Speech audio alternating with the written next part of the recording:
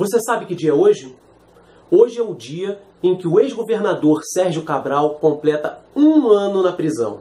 Hoje, dia 17 de novembro de 2017, é o dia em que o presidente da Assembleia Legislativa do Rio de Janeiro, a Alerj, deputado Jorge Pisciani, amanheceu preso. Hoje é o dia em que o ex-presidente da Alerj, deputado Paulo Melo, amanheceu preso. Hoje é o dia em que o deputado Edson Albertassi, ex-vice-presidente da Alerj e atual presidente da Comissão de Constituição e Justiça, só a comissão mais importante da Alerj, a comissão onde os projetos, antes de irem à votação, por onde eles passam para serem checados, para ver se estão em conformidade com o ordenamento jurídico, se não estão ferindo a Constituição, e aí só depois de aprovados ali, de um parecer nessa comissão, em que esse deputado, o Albertassi, é presidente, é que vai à votação. Também amanheceu preso. Hoje é um dia triste para o Rio de Janeiro, mais um dia triste para o Rio de Janeiro, para esse estado que sofre com falta de segurança, com policiais morrendo igual mosca, com a gente sem segurança nenhuma, com uma instabilidade econômica absurda, com servidores sem receber salários, recebendo ordens de despejo. O 13º do ano passado eles não receberam ainda, gente ainda com 2, 3 salários atrasados. Tá? Um estado em que 4 meses antes das Olimpíadas, no ano passado, em 2016, foi decretado estado de calamidade pública. No Rio de Janeiro, a cidade maravilhosa. Eu não falo isso com orgulho nenhum, eu sou carioca, eu amo a minha cidade, eu falo isso com uma tristeza enorme. Mas é preciso que a gente se conscientize de que nós temos que fazer a nossa parte, nós temos que começar a participar mais das coisas. Eu ouço as pessoas falando sobre política meio alheios, de forma genérica, né?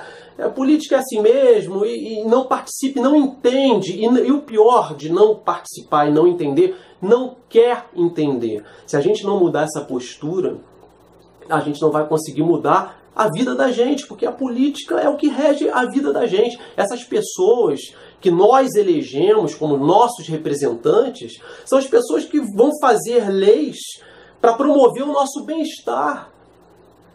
São as pessoas que vão, no executivo, vão administrar a nossa cidade, o nosso estado, para tentar promover o bem comum. Pelo menos essa é a intenção quando a gente vota neles, né? E essa é a essência da atividade política, promover o bem comum, melhorar a qualidade de vida das pessoas. Mas, infelizmente, a gente amanhece hoje com a cúpula da Alerj, 3 dos deputados mais importantes, mais influentes, do mesmo partido do governador Pezão, do governador em exercício, do mesmo partido do ex-governador Sérgio Cabral, que está preso. A gente amanhece com esses 3 deputados presos. E hoje, dia 17 de novembro de 2017, é o dia em que a Assembleia Legislativa, os deputados da Câmara dos Deputados vão se reunir em plenário para decidir se esses deputados continuam presos ou não.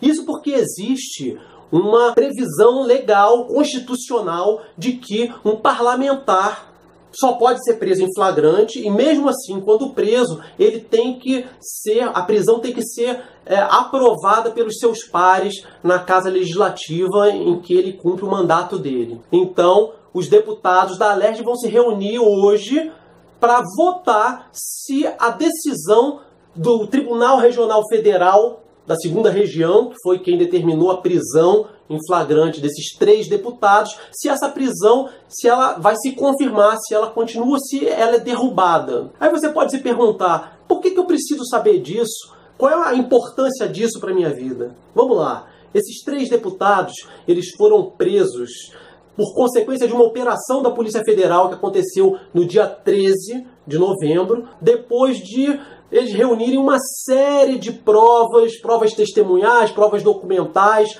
em outras operações ligadas à Lava Jato, e chegarem à conclusão de que a Alerj ela é dominada por uma organização criminosa, que existe uma organização criminosa dentro da Assembleia Legislativa do Rio de Janeiro, que trabalha para beneficiar dois grandes grupos econômicos, que são os grupos das empreiteiras, das grandes construtoras e dos transportes, principalmente as empresas de ônibus. Segundo a denúncia do Ministério Público, essa organização criminosa que existiria na Alerj, ela já estaria em atuação desde a década de 90, quando o ex-governador Sérgio Cabral era o presidente da Assembleia Legislativa do Rio de Janeiro.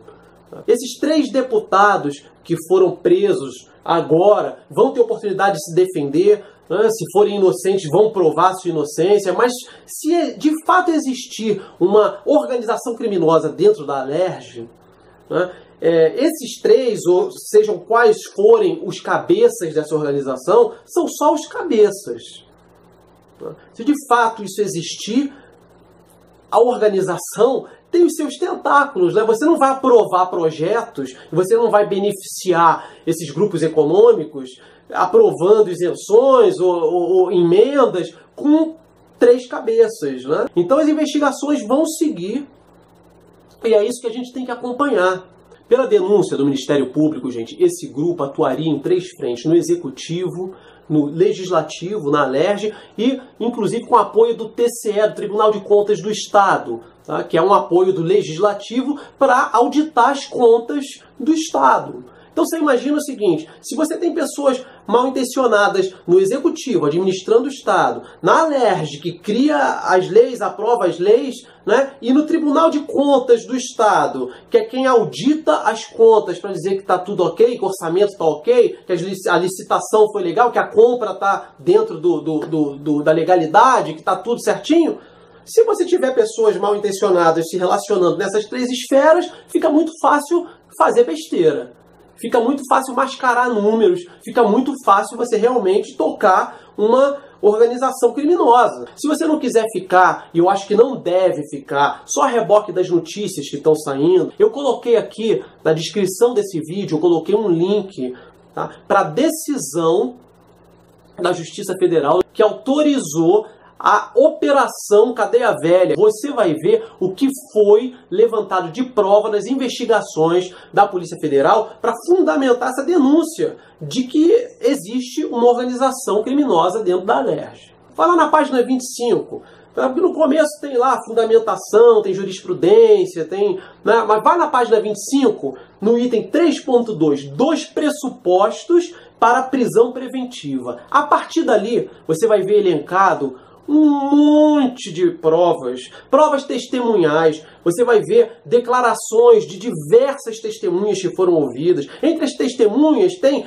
ex-executivo da Odebrecht no Rio de Janeiro confirmando reunião com deputado, na casa de deputado, dinheiro dado para X, dado para Y. Tá? Você vai ver compra de bois, compra de cabeças de gado superfaturadas, compra de cabeças de gado subfaturadas, tudo para camuflar, né, circulação de dinheiro ilícito. Você vai ver depoimentos de gerentes de banco que participaram de remessas, você vai ver depoimentos de pessoas que eram usadas como intermediários para receber dinheiro em espécie. Você vai ver quebra de sigilo telefônico, você vai ver quebra de sigilo de e-mail, tem e-mails, tem troca de e-mails, você vai ver ali. Então tem um conjunto de provas robusto, tá? Que realmente indica haver algo de muito estranho ali, né? Não é à toa que na quinta-feira, dia 16 de novembro, não foi um desembargador que decidiu pela prisão dos deputados. Foi um colegiado, né? A decisão ela foi submetida a um colegiado de 5 desembargadores. E eles leram essas provas, né, oferecidas pelo Ministério Público, que você pode dar uma olhada aqui nesse documento que está no link aqui na descrição desse vídeo. Eles leram, tá? Eles estudaram esse documento e eles chegaram à conclusão, os 5, foi 5-0 a votação, de que tinha alguma coisa errada ali. Agora, como é que essas provas vão ser tratadas no decorrer do processo? Mais uma vez, esses deputados vão ter direito a se defender, a ampla defesa, a explicar, das explicações deles, né? E hoje, dia 17 de novembro, a gente vai poder acompanhar como é que vai ser a votação na Alerj dos deputados no plenário, para ver se eles vão manter essa prisão, né? E tem uma outra questão também que pode ser votada hoje, tá? Porque além de decretar a prisão, o colegiado, né, de desembargadores, a decisão colegiada, também determinou o afastamento do mandato político desses 3 deputados. Eles não podem reassumir o mandato deles na Alerj. Só que em outubro deste ano, uma decisão do Supremo Tribunal Federal permitiu que o Senado derrubasse uma medida cautelar semelhante que determinava o afastamento político do senador Aécio Neves. Você deve lembrar disso. Isso abriu um precedente para todos os tribunais do país. Então, alguns juristas, algumas pessoas estão cogitando a possibilidade de a Assembleia Legislativa hoje, os deputados, deliberarem não só em relação à prisão, né, se derrubam ou não a prisão dos deputados, como também se eles podem vir a deliberar sobre essa cassação do mandato dos 3.